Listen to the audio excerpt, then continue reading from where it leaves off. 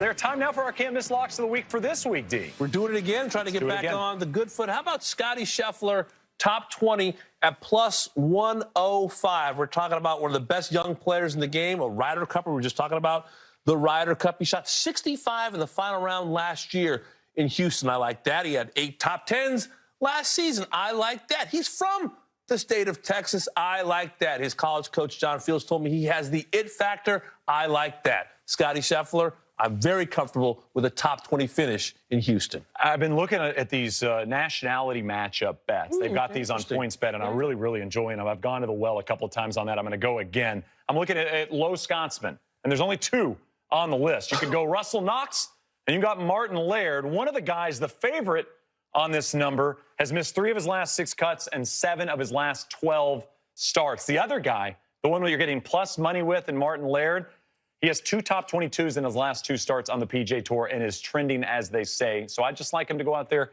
and do something solid this week. I'm going Martin Laird, low player from Scotland. Martin Laird was good to me in Vegas a few weeks back. Let's turn to Jay Croucher, head of trading at PointsBet. Your reaction to our locks. I'm feeling a little bit nervous this week. What are your thoughts, Jay?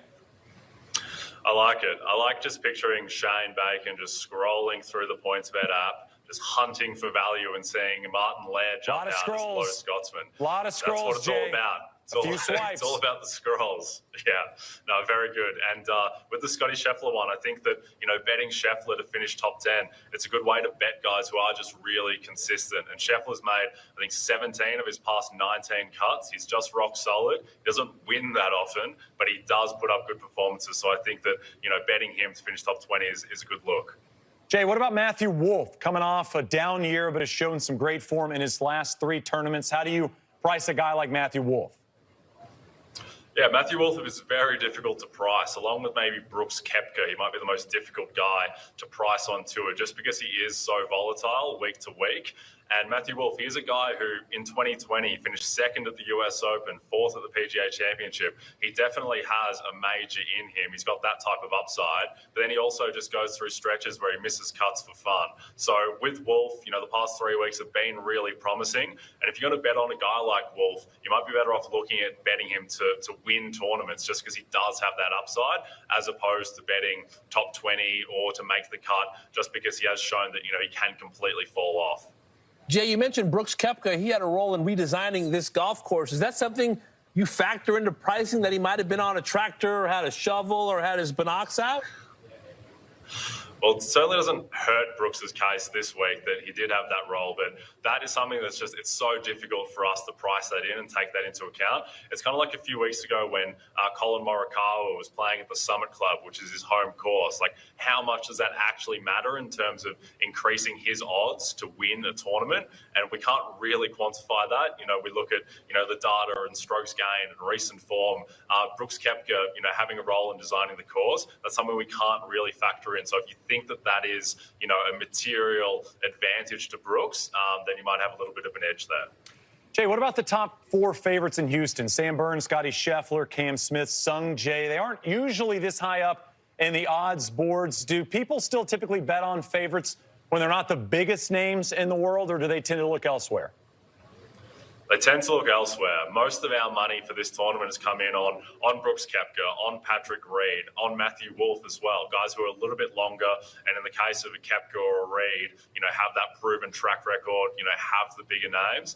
I think with these type of guys who are the top 4 now, most people will jump in on them in play once they get a look and once maybe those guys start off hot. And that's the great thing about betting in play is that, you can get that look. With golf, you can look at, how the guy is hitting it early on. In baseball, whether a pitcher has control of their slider, all that type of stuff, you can get on in play instead if you want to, see whether these guys do justify being at the top of the odds board. Clearly nothing wrong with the state of American golf, but a recent streak of international winners as well. What are the odds that streak could continue this week? So it's plus 120 that we have another international winner and minus 160 that it's an American winner. We don't look too much into this trend. We don't think that American golf has fallen off a cliff just because international players have won 5 tournaments in a row. It's a very small sample, and sometimes you just can't stop the Lucas Herbert train from rolling as he's a part of those last 5 winners. So not reading too much into this. A lot of the big American names like DJ, Xander, Cantlay, Bryson, we haven't seen too much of them the past 6 weeks. So I think that America will turn it around, and it might start this week. Speaking of falling off a cliff, the state of my Los Angeles Lakers just has my heart in a bad place. What are you seeing on the board about the Lakers, the turbulence, this team of stars that hasn't quite gelled just yet?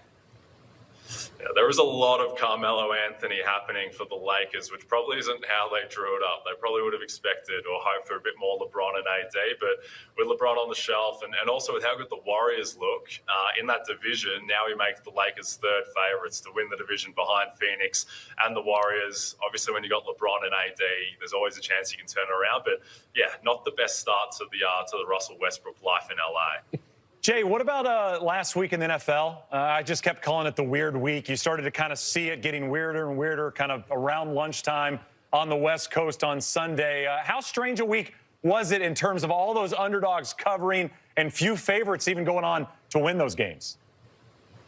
Very strange week, very good week for the book. I think it's probably the best week for PointsBet since I got to the US 2.5 years ago, because people just love betting on favourites, and when underdogs not just cover but win outright, that's going to be good news for sportsbooks. So we really enjoyed that. We enjoyed the Josh Allen on Josh Allen crime. We enjoyed Dallas going down 30-0 to my hometown Denver Broncos, and also Cleveland, who were underdogs to Cincinnati, ending up winning very comfortably. So it might turn this week. Maybe the favourites will get back on top, but we'll certainly be cheering for the Falcons and the Lions of the world again. A lot of turbulence in the National Football League. Jay, we'll try to hit our locks of the week, and we'll talk to you next week. Thanks for your time, pal. Thanks, guys.